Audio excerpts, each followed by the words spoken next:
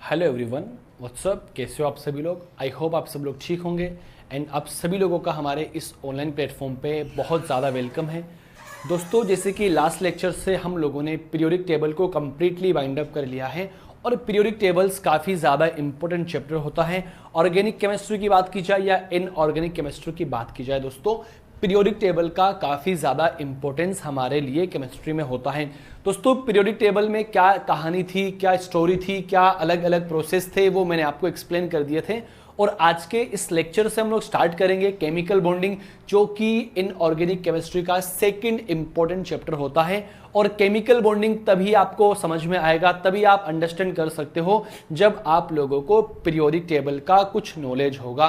तो periodic table की कुछ नॉलेज की अगर हम लोग बात करें, फर्स्ट ऑफ ऑल आप लोगों को पता होना चाहिए कि what is वैलेंशियल electrons and different atom में कितने वैलेंशियल इलेक्ट्रॉन्स होते हैं उनका पता होना चाहिए, क्योंकि केमिकल बॉन्डिंग में जो वैलेंशियल इलेक्ट्रॉन्स होते हैं उनका काफी ज्यादा इंपॉर्टेंस होता है। दोस्तों, अगर हम लोग बात करें केमिकल बॉन्डिंग की, तो केमिकल बॉन्डिंग एक बहुत ब्रॉड चैप्टर होता है और लेकिन 11th क्लास के अंदर इसको थोड़ा शॉर्टली एक्सप्लेन किया गया है, तो हम अपने सिलेबस के अकॉर्डिंग इसकी चर्चा करेंगे। फर्स्ट ऑफ ऑल आप लोग डाल दीजिए heading chemical bonding. Chemical bonding chapter number, नया चैप्टर है अपना, पहला चैप्टर आपका पीरियोडिक टेबल हो गया। सेकंड चैप्टर जो आपका है केमिकल बॉन्डिंग। केमिकल बॉन्डिंग बहुत ज्यादा इजी टॉपिक है एंड इस केमिकल बॉन्डिंग के अंदर दोस्तों हम लोगों को बहुत सारी थियरीज डिस्कस करनी होती है, जो कि आप लोगों को इजीली हम लोग एक्सप्लेन कर देंगे, so don't worry about it. Okay student, first of all I will talk about chemical bonding. Chemical bonding को क्यों डिस्कस किया जाता है, क्या कहानी होती है, बॉन्ड्स क्या होते हैं, कितने टाइप्स के होते हैं, कितने इनके टाइप्स होते हैं, क्या उनका तरीका होता है, इन सभी बातों को मैं आज आपके सामने पेश करने वाला हूं। दोस्तों ध्यान दीजिएगा, केमिकल बॉन्डिंग अगर चैप्टर की हम लोग बात करते हैं प्यारे स्टूडेंट्स, केमिकल बॉन्डिंग में सबसे पहले जब हम बात करेंगे, जब टॉपिक्स की बात की जाती है तो बेसिक इंट्रो की बात की जाती है। सबसे पहले जो हम बात करेंगे बेसिक इंट्रोडक्शन की बात करेंगे एंड दोस्तों बेसिक इंट्रोडक्शन के अंदर हम लोग डिस्कस करेंगे केमिकल बॉन्ड्स क्या होते हैं एंड केमिकल बॉन्ड्स के टाइप्स क्या होते हैं। Okay, what is chemical bond and classification of chemical bond को हम लोग डिस्कस करेंगे एंड क्यों केमिकल बॉन्ड की फॉर्मेशन होती है इसकी भी हम लोग यहीं से बात करेंगे। तो बेसिक इंट्रो का काम खत्म हो जाएगा। बेसिक इंट्रो के अंदर हम लोग डिस्कस करेंगे what is chemical bond and types of chemical bond and bond क्यों फॉर्म होता है। करेक्ट। चलो सेकेंड पॉइंट की दोस्तों अगर मैं आप लोगों से बात करूं तो इसके बाद दोस्तों हम लोग डिस्कस करते हैं केमिकल बॉन्डिंग में, बॉन्डिंग वाला चैप्टर खत्म होने के बाद में हम लोग डिस्कस करते हैं bonding theories. Okay, bonding theories. Bonding theories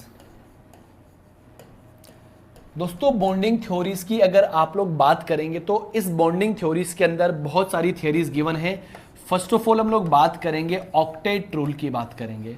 first of all किसकी बात करेंगे, ऑक्टेट रूल की बात करेंगे। बहुत बेसिक कॉन्सेप्ट है एंड बहुत ही ब्यूटीफुल सा टॉपिक है octet rule. Then octet rule जैसे ही हमको अंडरस्टैंड होगा फिर हम इसको ड्रॉबैक्स के थ्रू गलत साबित कर देंगे कि ऑक्टेट रूल जो हमने पढ़ा है वो गलत पढ़ा है। जैसे ही ऑक्टेट रूल फिनिश होता है इसके बाद में जो कॉन्सेप्ट निकल कर आता है वो आता है मेरे दोस्तों valence bond theory. Valence bond theory की हम लोग बात करते हैं। दोस्तों बेसिकली ये थ्योरीज की बात हम इसलिए कर रहे हैं क्योंकि हम लोगों को केमिकल बॉन्डिंग में कोवलेंट बॉन्ड की बात करनी होती है और कोवलेंट बॉन्ड को एक्सप्लेन करने के लिए अलग अलग साइंटिस्ट ने अपनी अलग अलग थ्योरी दी। तो उस थ्योरीज में first of all octet rule आता है एंड ऑक्टेट रूल अपने सभी बातों को एक्सप्लेन नहीं कर सकता, that's why octet rule fail हो जाता है। और दोस्तों जैसे ही ऑक्टेट रूल फेल होता है उसके नेक्स्ट कौन आता है, वैलेंस बॉन्ड थ्योरी, इसको इन शॉर्ट कहा जाता है वीबीटी। ओके, अब इन थ्योरीज के अलग अलग कॉन्सेप्ट होते हैं, अलग अलग इनके फिनोमिना होते हैं, इनकी ड्रॉबैक्स अलग अलग होती है। तो जैसे ही हमको वीबीटी समझ में आने लगती है तो हमको ये पता लगता है कि वीबीटी भी हमारे सभी क्वेश्चंस के सॉल्यूशन नहीं कर पाती है, दैट्स व्हाई वीबीटी को भी हम लोग फेल कर देते हैं। चलो बहुत अच्छी बात है। जैसे ही वीबीटी हम लोगों ने फेल किया इसके बाद में एक नया कॉन्सेप्ट निकल कर आता है हाइब्रिडाइजेशन का। ओके, हाइब्रिडाइजेशन का कॉन्सेप्ट निकल कर आता है। अब देखो दोस्तों कि जो बातें हम लोगों को ऑक्टेट से पता नहीं चली वो वीबीटी से पता चली, और जो बातें हमको वीबीटी से पता नहीं चली वो हमको हाइब्रिडाइजेशन से पता चली। दोस्तों याद करो केमिकल बॉन्डिंग में एक लास्ट टॉपिक से पहले जो हमने डिस्कस किया था टेबल में वो था इलेक्ट्रोनेगेटिविटी, और इलेक्ट्रोनेगेटिविटी की एप्लीकेशन में दोस्तों मैंने आपको बताया था कि परसेंटेज एस करेक्टर जितने ज्यादा होंगे इलेक्ट्रोनेगेटिविटी उतनी ज्यादा होगी। फिर मैंने आप लोगों को वहां पर sp sp2 एंड sp3 के बारे में कुछ हल्का सा इंट्रो समझा दिया था, और वो इंट्रो आपको पूरा एक्सप्लेन कहां करूंगा मैं, इस वाले टॉपिक्स में कर दूंगा। ओके चलो अब दोस्तों नेक्स्ट बात करते हैं। कुछ पॉइंट्स ऐसे रह जाते हैं जो कि हाइब्रिडाइजेशन से भी हमारे सॉल्व नहीं होते। देन इसके बाद कौन सी थ्योरी आती है, इसके बाद आती है वेस्पर थ्योरी, VSEPR थ्योरी को हम लोग डिस्कस करते हैं, जो कि बहुत ही प्यारा कॉन्सेप्ट होता है। अब दोस्तों ये चर्चा लगातार चलती रहेगी, पहले ऑक्टेट आ गया, then VBT, then hybridisation, then VSEPR आ गया। वेस्पर के बाद में जो सबसे इंपॉर्टेंट थ्योरी होती है वो सबसे इंपॉर्टेंट थ्योरी का नाम होता है MOT, काफी ज्यादा इंपॉर्टेंट थ्योरी होती है। और MOT की फुल फॉर्म क्या होती है, molecular orbital theory, molecular orbital theory, molecular orbital theory. Okay अब ऐसा नहीं है कि ये थ्योरी कमाल मतलब अटपटी थ्योरी है, बहुत बेसिक सी थ्योरी होती है, so don't worry about it. आप लोग पूछेंगे sir what is the full form of VSEPR, तो चलो मैं आपको बता देता हूं। वेस्पर की फुल फॉर्म होती है valence shell electron pair repulsion theory. Okay तो ये सारी बॉन्डिंग थ्योरीज को हमको डिटेल में डिस्कस करना है। फर्स्ट ऑफ ऑल ऑक्टेट को डील करना है, देन वीबीटी पढ़ेंगे, देन हाइब्रिडाइजेशन पढ़ेंगे, देन वेस्पर पढ़ेंगे, देन MOT पढ़ेंगे। ओके चलो इसके बाद इस केमिकल बॉन्डिंग में और भी बहुत सारे कॉन्सेप्ट होते हैं जो कि हमको डील करने हैं, जो कि आप लोगों ने नाम सुना होगा फाजान्स रूल। ओके फाजान्स रूल को हम डील करेंगे कि फाजान्स रूल एक्चुअल में क्या होता है। फाजान्स रूल के बाद दोस्तों हम लोग डिस्कस करेंगे डाइपोल मोमेंट। डाइपोल मोमेंट का क्या कॉन्सेप्ट होता है, डाइपोल मोमेंट का क्या कॉन्सेप्ट होता है, एंड डाइपोल मोमेंट्स के बाद में भी एक दो टॉपिक्स और आते हैं जो कि बॉन्डिंग से रिलेट करते हैं, उन सभी बातों को हम लोग डिस्कस करेंगे। सो आप लोग बिल्कुल भी परेशान मत होना, हम लोगों को एक एक कॉन्सेप्ट आराम से समझना है, आराम से लर्न करना है। So don't very about it, बिल्कुल भी आप परेशान मत होइए। दोस्तों हम लोग बात करते हैं first of all chemical bondings के अंदर बेसिक इंट्रो की बात करेंगे। एक बार मैं रिपीट करवाता हूं दोस्तों, फर्स्ट ऑफ ऑल हम किसकी बात करेंगे, बेसिक इंट्रोडक्शन की बात करेंगे। एंड दोस्तों बेसिक इंट्रोडक्शन के अंदर हमको डील करना है कि केमिकल बॉन्ड क्या होता है एंड केमिकल बॉन्ड्स के टाइप्स क्या होते हैं, what is chemical bond and types of chemical bond को हमें डिस्कस करना है। यहां से जैसे हम लोग बॉन्डिंग्स के बारे में हल्की फुल्की जानकारी वहां से ले लेंगे तो हमको यह पता लगेगा कि केमिकल बॉन्ड बेसिकली हम लोग कोवलेंट बॉन्ड की बात करते हैं। एंड कोवलेंट बॉन्ड मैंने आपको लास्ट लेक्चर से बता दिया था कि ऐसा बॉन्ड जो इलेक्ट्रॉन की शेयरिंग से बनता है, those bond which are form sharing of electron, sharing of electron से इस बॉन्ड की फॉर्मेशन होगी, उसे हम लोग क्या कहेंगे, कोवलेंट बॉन्ड कहेंगे। करेक्ट। तो हम लोग क्या करेंगे, कोवलेंट बॉन्ड को एक्सप्लेन करने के लिए जो अलग अलग थ्योरीज गिवन होती है उसमें फर्स्ट ऑफ ऑल बात की जाती है ऑक्टेट रूल की बात की जाती है। ऑक्टेट रूल को हम अंडरस्टैंड करेंगे। ऑक्टेट रूल बहुत आसान होता है। ऑक्टेट रूल के क्या फिनोमिना होते हैं, क्या पोस्टुलेट्स होती है, वो सभी बारीकी से हम उसका स्टडी करेंगे। एंड ऑक्टेट रूल के जो ड्रॉबैक्स होते हैं, जो कमियां होती है, उनको भी मैं आप लोगों को समझा दूंगा। जैसे हम लोगों को ऑक्टेट के ड्रॉबैक्स समझ में आने लगेंगे दोस्तों, उसके बाद हम क्या डिस्कस करेंगे, वीबीटी को डिस्कस करेंगे, क्योंकि ऑक्टेट के जो ड्रॉबैक होते हैं वो वीबीटी के द्वारा एक्सप्लेन किया जाता है। सही है। ओके अब वीबीटी कॉन्सेप्ट क्या कहता है, क्या इसके पोस्टुलेट्स होते हैं, बिल्कुल भी आप परेशान मत होना, जब ये टॉपिक आएगा डिटेल में आप लोगों को मैं एक्सप्लेन कर दूंगा। सो फिलहाल के लिए आप बिल्कुल परेशान ना हो। तो वीबीटी जैसे ही हमको समझ में आने लगेगा, वीबीटी के भी बहुत सारे ड्रॉबैक्स होते हैं। देन हम स्टार्ट करेंगे हाइब्रिडाइजेशन, जो कि एग्जाम पॉइंट ऑफ व्यू से कमाल इंपॉर्टेंट होता है। वीबीटी के जो ड्रॉबैक्स होते हैं उनको हाइब्रिडाइजेशन के द्वारा हम लोग सॉल्व करते हैं। एंड ये एक बहुत ही ब्यूटीफुल सा टॉपिक होता है जो कि एग्जाम पॉइंट ऑफ व्यू से कमाल इंपॉर्टेंट होता है। ओके चलो, जैसे ही हम लोगों को हाइब्रिडाइजेशन का कॉन्सेप्ट समझ में आ जाएगा, जैसे ही हाइब्रिडाइजेशन का कॉन्सेप्ट हमको समझ में आएगा दोस्तों, देन हम लोग बात किसकी करेंगे, देन हम लोग बात करेंगे वेस्पर थ्योरी की, जो कि जो कि हाइब्रिडाइजेशन के ड्रॉबैक्स को कंप्लीटली फिनिश कर देगा। वेस्पर थ्योरी क्या होती है, क्या पोस्टुलेट्स होते हैं, डिटेल के अंदर हम लोग डिस्कस करेंगे, so don't worry about it. और वेस्पर के बाद में हम डिस्कस करेंगे मॉलिक्यूलर ऑर्बिटल थ्योरी, और एग्जाम पॉइंट ऑफ व्यू से बहुत बेहतरीन थ्योरी होती है molecular orbital theory. Okay,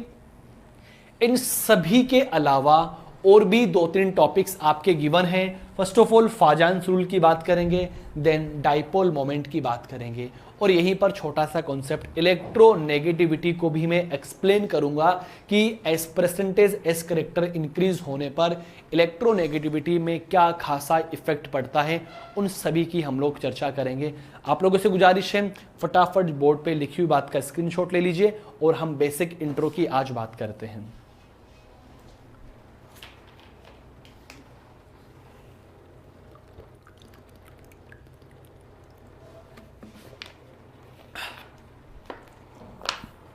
yes, so student, आप लोगों ने देखा कि हमें सिलेबस के अंदर क्या डिस्कस करना है।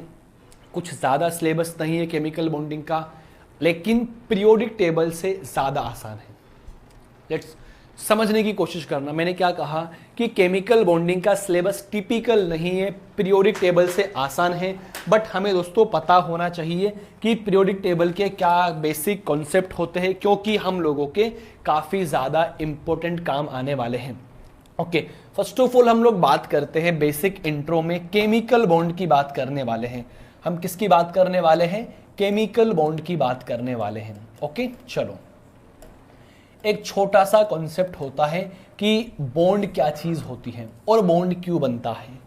What is bond and why bond forms. Okay, bonds क्या होता है एंड बॉन्ड क्यों बनता है।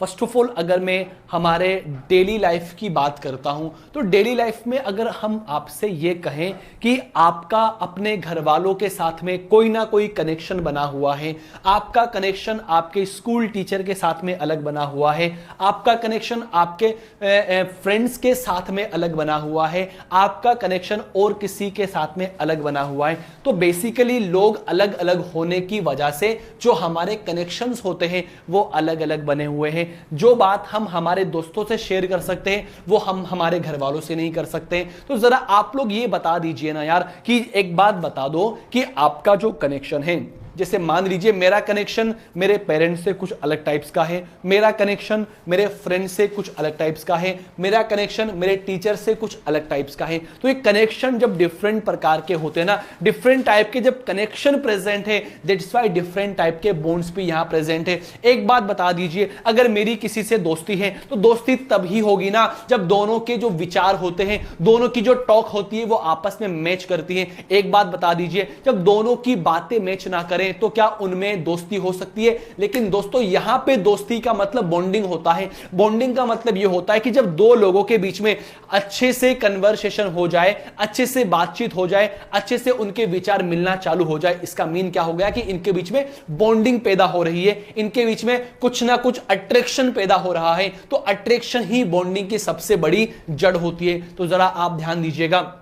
अब लेकिन मैं बात करूं कि केमिस्ट्री के अंदर क्या बॉन्ड होता है। फर्स्ट ऑफ ऑल बॉन्ड क्यों बनता है, हम इसकी बात करते हैं। अरे हाइड्रोजन को क्या इतनी नीड पड़ी कि वो दूसरे हाइड्रोजन के साथ मिलकर एक बॉन्ड बना लिया? अरे हाइड्रोजन को ऐसी क्या आवश्यकता पड़ी, क्लोरीन को ऐसी क्या नीड थी, ऑक्सीजन को ऐसी क्या नीड थी, और मैं ये कह दूं कि डिफरेंट डिफरेंट एटम को ऐसी क्या नीड थी कि वो बॉन्ड में पार्टिसिपेट कर रहे हैं। तो इसका सबसे सटीक आंसर यही निकलता है मेरे दोस्तों कि दुनिया की हर एक स्पीसीज अपने आप को स्टेबल करने के लिए, चाहे तो केमिस्ट्री की बात कर लो, चाहे तो अपने डेली लाइफ की बात कर लो, दुनिया की हर एक स्पीसीज अपने आप को स्टेबल करने के लिए कुछ ना कुछ बॉन्डिंग शॉन्डिंग करती रहती है। उस बॉन्डिंग की वजह से उनमें स्टेबिलिटी आती है, उस बॉन्डिंग की वजह से उनमें एनर्जी आती है। तो due to gain stability every atomic species wants to bonding। दुनिया की हर एक एटॉमिक स्पीसीज अपने आप को स्टेबल रखने के लिए क्या करती है? बॉन्डिंग शॉन्डिंग करती है। सही है। अब ये बॉन्ड कैसे बनता है मैं इसको एक्सप्लेन करता हूं। अगर मैं केमिस्ट्री की बात करता हूं, लेट्स सपोज, जरा आप लोग ध्यान दीजिएगा, बड़े प्यारे शब्दों में मैं आपको एक्सप्लेन करने की कोशिश करता हूं। दोस्तों मान लीजिए ये कोई आपका एक एटम है। लेट्स सपोज ये कोई आपका एक एटम है। ये कौन है दोस्तों? आपका एक एटम है, हाइड्रोजन मान लीजिए। जिसे आप लोगों ने कभी ना कभी देखा होगा ना, कभी ना कभी आप लोगों ने देखा होगा कि हाइड्रोजन और हाइड्रोजन के बीच में ऐसा एक सिंगल कनेक्शन होता है। आपने कभी ना कभी देखा होगा ओके और ओके बीच में एक डबल बॉन्ड सा कनेक्शन होता है। जैसे हम लोगों ने टेबल में डिस्कस किया था, हाइड्रोजन और क्लोरीन के बीच में एक सिंगल बॉन्ड का कनेक्शन होता है। अरे तो ये कनेक्शन क्या होता है, इसी को अंडरस्टैंड करना है मेरे दोस्तों, इसी को हम लोगों को समझना है। जरा आप ध्यान दीजिए, ये आपके हाइड्रोजन का एक एटम है और आप लोग जानते हैं बढ़िया तरीके से कि सर हाइड्रोजन का जो एटम होता है उसके सेंटर में इसका क्या है बेटा जी? न्यूक्लियस है। कौन है दोस्तों? न्यूक्लियस है। ये तो हाइड्रोजन एटम है पूरा और सेंटर में कौन है? इसका न्यूक्लियस है। और जो ये बनी हुई ना, ये इसकी शेल्स हैं। जरा आप ध्यान दीजिए। ओके, ये आपका हाइड्रोजन एटम है। देखो आराम से हम आपको एक्सप्लेन करेंगे। जस्ट लाइक सेम इसी तरीके से अगर मैं बात करूं, सेम इसी तरीके से अगर मैं बात करता हूं दोस्तों, तो ये आपका दूसरा हाइड्रोजन का एटम है। कौन है बेटा जी? दूसरे हाइड्रोजन का एटम है। एंड दूसरे हाइड्रोजन का एटम है और ये दूसरे हाइड्रोजन के एटम का न्यूक्लियस है सेंटर के अंदर। ये दूसरा हाइड्रोजन है। अब आप मान लीजिए ये हाइड्रोजन का एटम वहां कोने पर है और ये हाइड्रोजन का एटम इस कोने पर है। मुझे एक बात बता दीजिए, जब दो लोगों के बीच में फ्रेंडशिप होती है तो उनके बीच में कनेक्शन पैदा होता है, तो एक बात बता दीजिए, उन दोनों का एक दूसरे के पास आना जरूरी है कि दूर जाना जरूरी है? तो आप क्या कहोगे? सर जब दो लोगों के बीच में बात होती है तो वो दोनों एक दूसरे के नजदीक आते हैं। तो इसी तरीके से अगर मैं आप लोगों को एक्सप्लेन कर दूं कि जब किसी दो एटम के बीच में बॉन्ड की फॉर्मेशन होती है ना, तो वो दोनों एटम एक दूसरे के नजदीक आते हैं और इतने नजदीक आ जाते हैं कि उनके बीच में अट्रैक्शन हो जाता है। अरे मेरे दोस्तों, उसी अट्रैक्शन को तो क्या कहा जाता है? बॉन्ड कहा जाता है। जरा आप समझिए मेरी छोटी सी बात। एक बात बता दीजिए, ये तो आपका हाइड्रोजन एटम एंड ये इसका न्यूक्लियस हो गया और आपको पता है ये इसकी शेल्स होती है। इन शेल्स में कौन चक्कर लगाते हैं? आप कहोगे सर इलेक्ट्रॉन क्या करते हैं? इनके अंदर रोटेट करते हैं। ओके, और आप लोगों ने छोटी क्लासों में एक बात ये सीखी होगी कि जब दो ऑपोजिट चार्ज एक दूसरे के नियर बाई आते हैं तो उनमें रिपल्शन होता है। सॉरी, जब दो सेम चार्ज एक दूसरे के नियर आते हैं तो उनमें रिपल्शन होता है। एंड जब दो ऑपोजिट चार्ज एक दूसरे के नियर आते हैं तो उनमें क्या होता है? अट्रैक्शन होता है। तो जरा मुझे आप लोग बता दीजिए कि यहां पे आपको क्या नजर आ रहा है कि ये इलेक्ट्रॉन जब ये दोनों एटम एक दूसरे के नजदीक आएंगे तो नजदीक आने पर इस इलेक्ट्रॉन एंड इस इलेक्ट्रॉन के बीच क्या प्रेजेंट रहेगा? इनके बीच में एक रिपल्शन फील होगा। क्या फील होगा बेटा जी? रिपल्शन फील होगा। एक दूसरे को दूर भगाएंगे। Very good.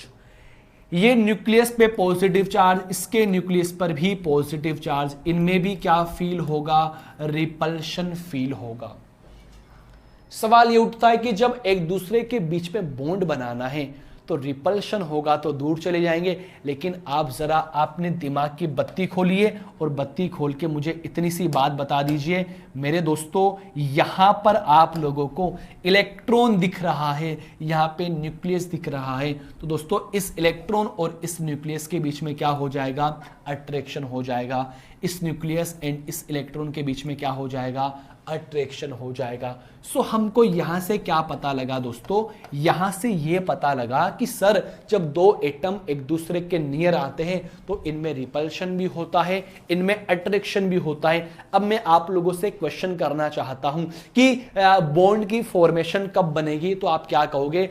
If attraction force is dominant over repulsive force then bond will be formed। अगर अट्रैक्शन फोर्स रिपल्शन से ज्यादा रहेंगे तब क्या होगा? बॉन्ड की फॉर्मेशन हो जाएगी। So you can say attraction force, attraction is dominant, attraction is dominant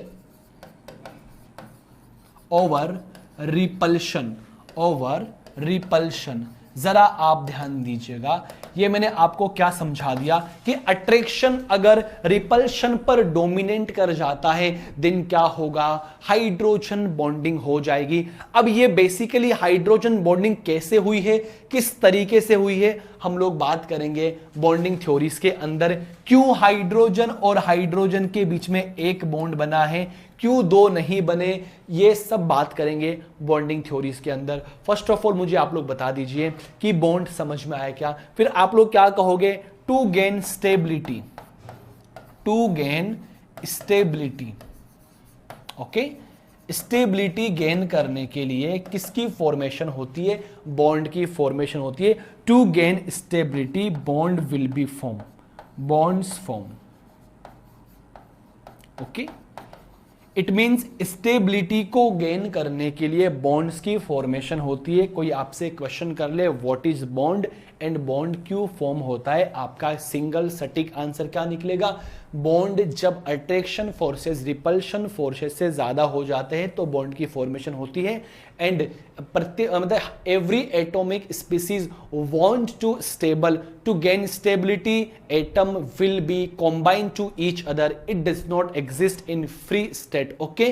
तो फर्स्ट ऑफ ऑल जो एटम्स होते हैं फ्री स्टेट में एग्जिस्ट नहीं करते, ये अपने आप की स्टेबिलिटी को गेन करने के लिए किसी ना किसी डिफरेंट एटम और सेम एटम से क्या करते हैं, ये बॉन्डिंग शो करते हैं, ये कॉम्बिनेशन शो करते हैं। समझ में आप लोगों को, तो ये बेसिकली एक बॉन्ड्स होता है। छोटा सा कॉन्सेप्ट है बॉन्ड का, काफी गहरा कॉन्सेप्ट है, आपको समझ में आना चाहिए। ये हमारा बेस बनाएगा पूरा, ये पूरा हमारा बेस क्रिएट करेगा।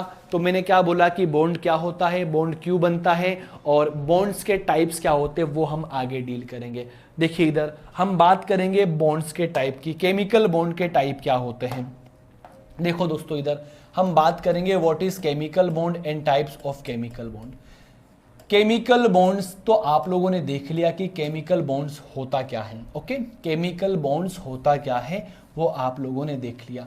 स्टूडेंट केमिकल बॉन्ड्स की अगर हम लोग बात करते हैं तो chemical bonds are classified into two category, one is the strong bond and second is the weak bond, okay.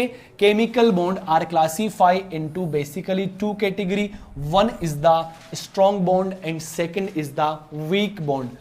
One is the strong bond, okay, one is the strong bond, strong का mean आप समझ चुके हो, and second is the weak bond, second is the weak bond, okay.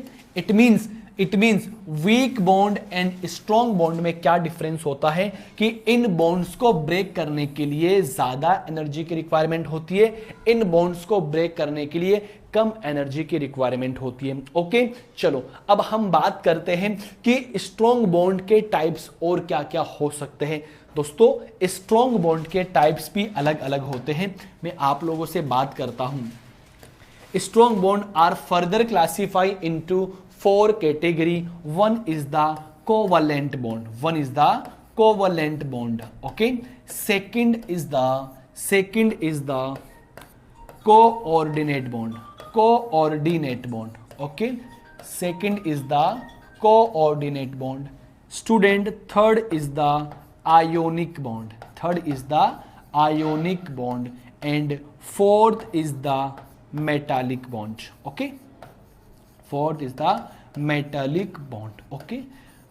Student तो आप लोगों ने क्या देखा कि जो आपके स्ट्रॉन्ग फोर्सेस होते हैं, स्ट्रॉन्ग बॉन्ड होते हैं, are classified into four category, one is the covalent, second is the coordinate, third is the ionic and fourth is the metallic bond. And weak bond are further classified into two category, one is the hydrogen bond, one is the hydrogen bond, and second is the van der Waals bond, van der Waals bond, okay. First of all, chemical bond are classified into two category, one is the strong bond and second is the weak bond. Strong bond are further classified into four category, covalent, coordinate, ionic and metallic, and weak bond are further classified into two category, hydrogen bond and van der Waals bond. Okay, hydrogen bond also classify into two category. One is the internuclear hydrogen bond, internuclear hydrogen bond, and second is the intranuclear या intramolecular बोल दो भाई, intermolecular और intramolecular इसे बोल दो, intermolecular. एक बोल दो intramolecular, intramolecular hydrogen bond. Okay, and van der Waals का क्लासिफिकेशन होता है 5 टाइप्स का, 5 टाइप्स का. जैसे मैं आपको एक्सप्लेन करूंगा बाद में जब बॉन्डिंग वाला चैप्टर लास्ट में डील करेंगे, क्या केमिकल बॉन्ड्स होते हैं, इनको डिटेल में डिस्कस करेंगे कि डाइपोल डाइपोल होता है, डाइपोल इंड्यूस्ड डाइपोल होता है, इंड्यूस्ड डाइपोल इंड्यूस्ड डाइपोल होता है, आयन डाइपोल होता है, आयन इंड्यूस्ड डाइपोल होता है. वो हम लास्ट में डील करेंगे, कोई दिक्कत परेशानी वाली बात नहीं है. सो स्टूडेंट, हम लोगों ने क्या देखा कि फर्स्ट ऑफ ऑल हम लोगों ने देखा कि what is chemical bond. Chemical bond क्या होता है मैंने आपको एक्सप्लेन कर दिया है. केमिकल बॉन्ड होता है कि जब दो एटम एक दूसरे के नियर बाय आते हैं तो इनमें क्या होता है, रिपल्शन भी होगा एंड अट्रैक्शन भी होगा. इफ अट्रैक्शन फोर्स रिपल्शन से डोमिनेट कर जाएंगे देन बॉन्ड की फॉर्मेशन हो जाएगी एंड बॉन्ड स्टेबिलिटी गेन करने के लिए फॉर्म होता है. करेक्ट. देन नेक्स्ट हम लोग बात करते हैं स्टूडेंट कि केमिकल बॉन्ड्स के टाइप्स क्या होते हैं, तो हम आपको एक्सप्लेन करेंगे. Chemical bonds are classified into two category. One is the strong bond, second is the weak bond. Strong bond are further classified into 4 category. First of all covalent, second coordinate, third ionic, fourth metallic bond. Okay, चलो. Weak bond are further classified into 2 category. First is the hydrogen bond, second is the van der Waals bond. Hydrogen bond are further classified into 2 category, intramolecular and intermolecular, and van der Waals bond further classified into 5 category. One is the dipole dipole, second is the dipole induced dipole, third is the induced dipole, four is the dipole ion dipole, 5 is the ion induced dipole. Okay students, so आज के lecture में हम लोगों ने basic bondings के बारे में discuss किया है एंड आने वाले लेक्चर के अंदर दोस्तों हम लोग ऑक्टेट रूल एंड वीबीटी को कंप्लीटली बाइंड अप करेंगे. ऑक्टेट की क्या पोस्टुलेट्स होती है, वीबीटी की क्या पोस्टुलेट्स होती है, ऑक्टेट के ड्रॉबैक क्या होते हैं, वीबीटी के ड्रॉबैक्स क्या होते हैं, वो नेक्स्ट लेक्चर से आप लोगों को मैं एक्सप्लेन कर दूंगा. सो प्लीज़ आप लोग ये लेक्चर देखना, बेसिक लेक्चर एकदम कोई दिक्कत वाली बात नहीं है. सो आराम से पढ़िए और पीरियोडिक टेबल की जानकारी आपको होनी चाहिए. तो आप लोग ऑक्टेट रूल को देखने से पहले एक होमवर्क मैं आपको देता हूं. आप लोग बस इतनी सी काम करना घर पे कि वैलेंस शेल इलेक्ट्रॉन्स क्या होते हैं और किस एटम के वैलेंस शेल में कितने इलेक्ट्रॉन्स होते हैं वो आपको काउंट करना है. करेक्ट. और नेक्स्ट लेक्चर में हम बढ़िया तरीके से डील करेंगे. सो डोंट वरी, अच्छे से रहो, सुरक्षित रहो. मैं अभी आपके सामने अलविदा लेता हूं. Thank you so much. Thanks for watching this video.